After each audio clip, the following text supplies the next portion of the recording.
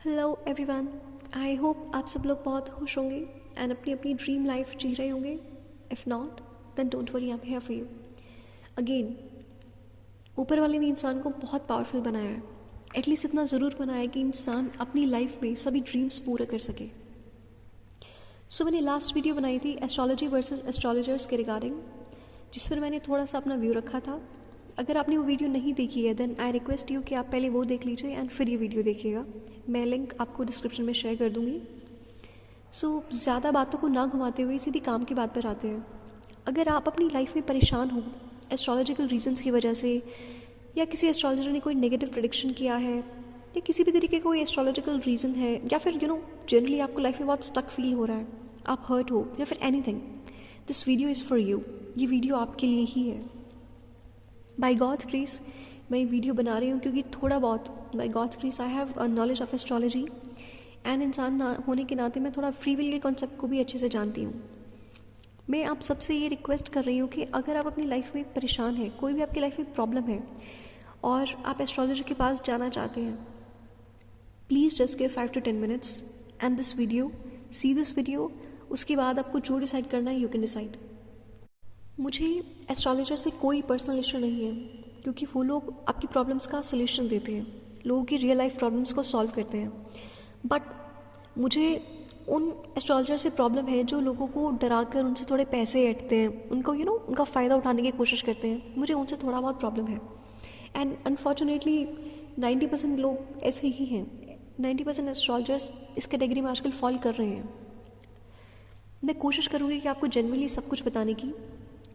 देखो, astrological chart के अंदर देयर आर 12 हाउसेस, ठीक है, उनको 12 भाव कहते हैं, जिसमें से 1, 4, 7, 10 इनको केंद्र भाव कहते हैं। 1, 4, 7, 10 इनको सेंट्रल हाउसेस कहते हैं, केंद्र भाव कहते हैं इन्हें।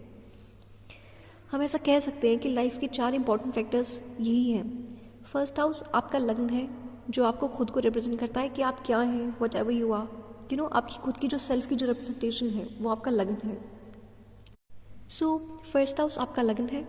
फोर्थ हाउस आपका सुख है, आपका घर है, आपकी माँ, आपकी माता, आपकी कंफर्ट है। सेवेंथ हाउस आपका लोगों से इंटरेक्शन है, आपकी पार्टनरशिप्स हैं एंड बहुत सारी चीज़ें, आपके स्पाउस, बहुत सारी चीज़ें हैं सेवेंथ हाउस से रिगार्डिंग। इन टेंथ हाउस आपके कर्म है, सिर्फ प्रोफेशन नहीं, आपकी ओवरऑल लाइफ के क्या कर्म है वो सब कर्म आपके 10th हाउस से रिप्रेजेंट होते हैं।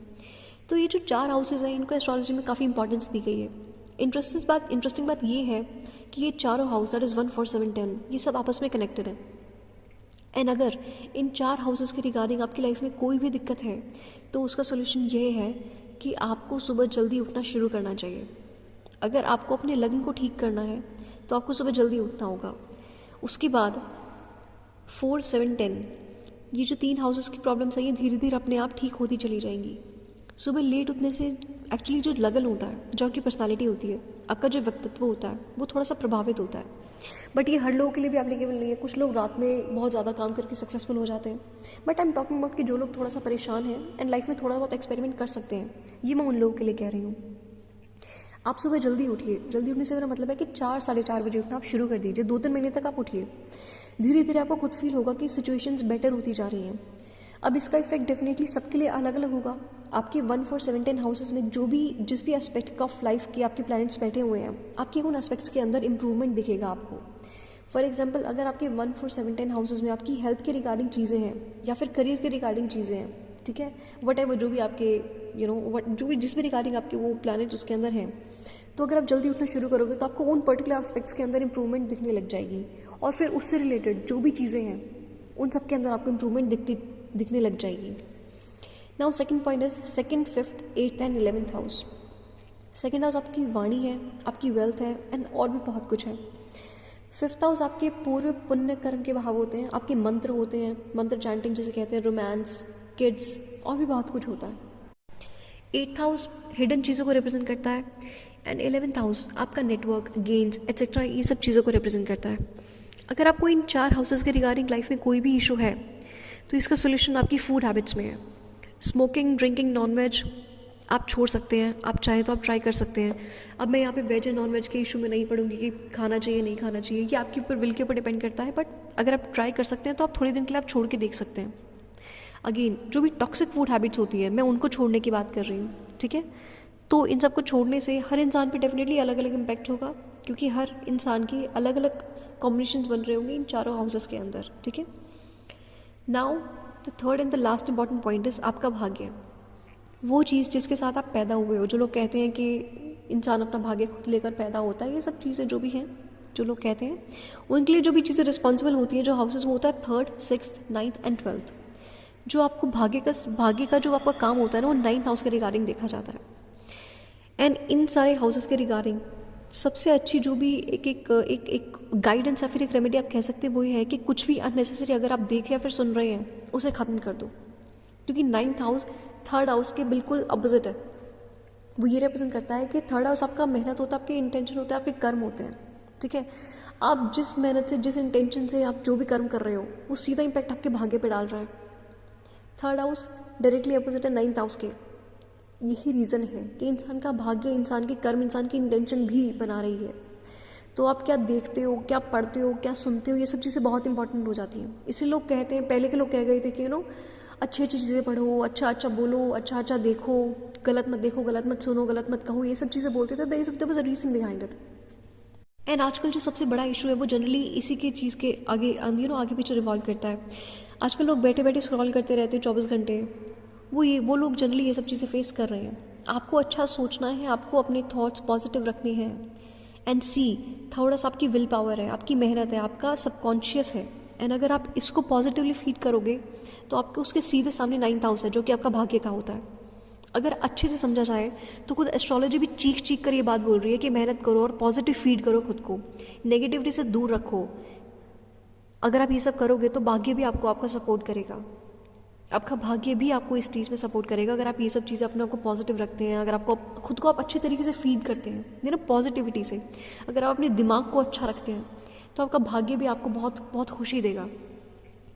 तो अगर मैं समराइज़ करूँ, अगर मैं इस चीज़ की समरी निकालूँ कि किसी भी एस्ट्रोलॉजर के पास जाने से पहले अगर आपको थोड़ी बहुत भी आपके पास टाइम है, 40-50 दिन का टाइम है, if you have the luxury of time, तो आप ये 3-4 चीज़ें कंसिस्टेंटली करिए प्लीज़।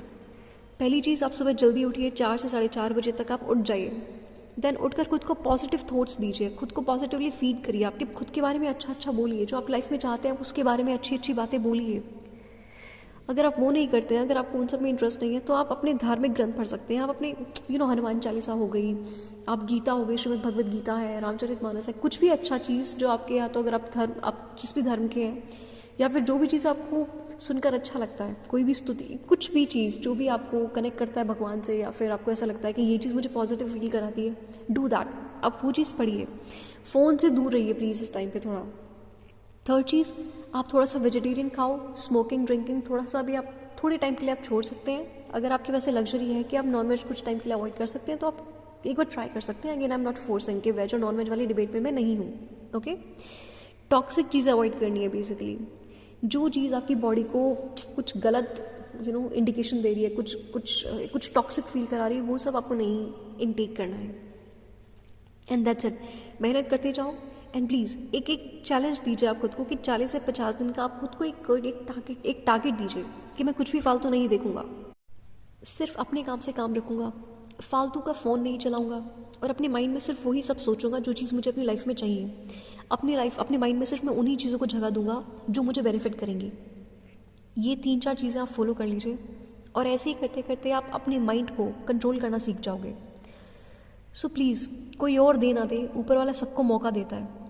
सो खुद पर थोड़ी सी मेहनत करो, खुद पर थोड़ी सी पहले तो रहमत करो, फिर थोड़ी सी मेहनत करो खुद पर। एंड इस वीडियो में जो बताया गया है, प्लीज़ आप उसको थोड़ा फॉलो करिए कंसिस्टेंटली। ऐसे नहीं 2-4 दिन कर लिया, 1-2 महीने, 40-50 दिन आप करिए। खुद को थोड़ा दीजिए वक्त। आपने इतने टाइम से खुद को बिगाड़ा हुआ है, तो थोड़ा टाइम चाहिएगा खुद को ट्रैक पे लाने के लिए। एंड प्लीज़ कमेंट सेक्शन में आप थोड़ा कमेंट कर सकते हैं if you are comfortable. Then please let me know कि आपके क्या क्या पॉजिटिव फीडबैक्स हैं। आप please just tell me and take care of yourself. आप लोग थोड़ा थोड़ा अपने आप को पॉजिटिव फील कराते रहो and fill this comment section with your positivity. Thank you so much. I love you all. Take your responsibility of your life. Take the responsibility, please. God bless you.